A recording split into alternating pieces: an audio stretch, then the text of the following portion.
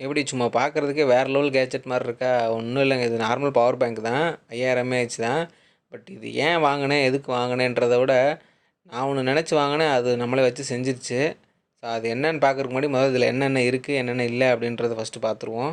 First இதோட charging speed பார்த்தீங்க அப்படின்னா, பாக்ஸோட எந்த கேபிளும் எதுவுமே குடுக்கல. ஒன்லி பவர் பேங்க்கு, பேட்டரி மட்டும் தான் குடுத்தாங்க. ஸோ இதோட ஸ்பீடு பார்த்தீங்க அப்படின்னா, 1.25 மணி நேரத்துலேருந்து 2 மணி நேரம் ஏறுதுங்க 5000 எம்ஏஹெச். ஆனா ஏறுற அளவுக்கு திருப்பியும் ஃபாஸ்ட்டா நமக்கு சார்ஜ் ஆகுதா அப்படின்னு கேட்டா, வாய்ப்பில்ல. நான் வந்து ஐபேட் ஏர் 5த் ஜென் வச்சிருக்கேன். இது 30 வாட் சப்போர்ட்டு. பட் 22.5ன்றனால 20 வாட்ஸ் அடாப்டர யூஸ் பண்ணுறோம்ல, அப்படின்றப்ப இது ஃபாஸ்ட் சார்ஜிங் ஆகுது. ஆனா நார்மலா நம்ம மொபைல் வச்சிருந்தோம் அப்படின்னா, அது கண்டிப்பா ஃபாஸ்ட் சார்ஜிங் ஆகாது. 30 வாட்ஸ் எபோவ் நம்ம யூஸ் பண்ணுறோம் அப்படின்னா. ஆக மொத்தம் இந்த 20 வாட் சப்போர்ட் பண்ணுற எல்லாமே ஃபாஸ்ட் சார்ஜிங் ஆகுங்க. அதுக்கு மேலனா ஆகாது.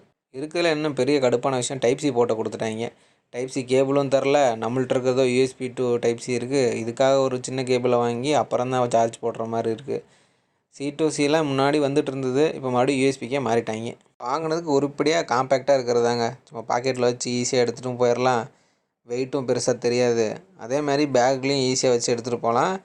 ஆக்சுவலா கார்டு வைக்கிற இடத்துக்குள்ளேயே வந்து பவர் பேங்க் ஈஸியா உள்ள போயிருது. என்ன ஜிப்பு பூட்ட முடியல. பட் எந்த அளவுக்கு காம்பேக்ட்டா இருக்குன்னு உங்களுக்கு நான் வீடியோல காமிக்கிறத விட அந்த கார்டு வைக்கிற சைஸ்ன்னா உங்களுக்கு ஈஸியா புரிஞ்சிரும்ல.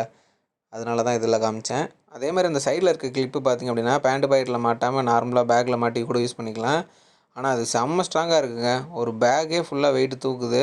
நான் பவர் பேங்க்ல பவர் எதிர்பார்த்தா இவன் கிளிப்ல பவர் ஏத்தி வச்சிருக்கான். இதெல்லாம் விடுங்க முக்கியமான மேட்டருக்கு வருவோம். நான் பவர் பேங்க் வாங்குனதுக்கு காரணமே இந்த பேட்டரிக்காக தாங்க. ஏன்னா ரீசார்ஜபிள் பேட்டரி இல்ல பேட்டரி தூக்கி போட்டு டக்கு டக்குன்னு மாத்திக்கலாம். நார்மல் பவர் பேங்க் மாரி ஒரு 100 டைம் யூஸ் பண்ணிட்டோம் அப்படின்னா, அதுக்கப்புறம் பவர் பேங்க்கே தூக்கி போடணும். அப்படின்றப்ப இந்த பேட்டரி செம்மையா இருக்கே அப்படின்னு நெனச்சு வாங்கிட்டேன். மிகப்பெரிய மிஸ்டேக் என்ன அப்படின்னா, நார்மல் நம்ம எவ்ரிடே பேட்டரியில பெரிய சைஸ் வாங்கி போட்டா ஓகே ஆயிரும் அப்படின்னு நெனச்சு வாங்குனது தான். பட் இதுக்குன்னு ஒரு தனி பேட்டரி இருக்கு. பட் இந்த டைமிங்கில நம்ம ஊர்ல இன்னும் இது டெவலப் ஆகல. அப்படின்றப்ப ஆன்லைன்லயும் கிடைக்கல. இது கண்டிப்பா வேஸ்ட்டு தான்.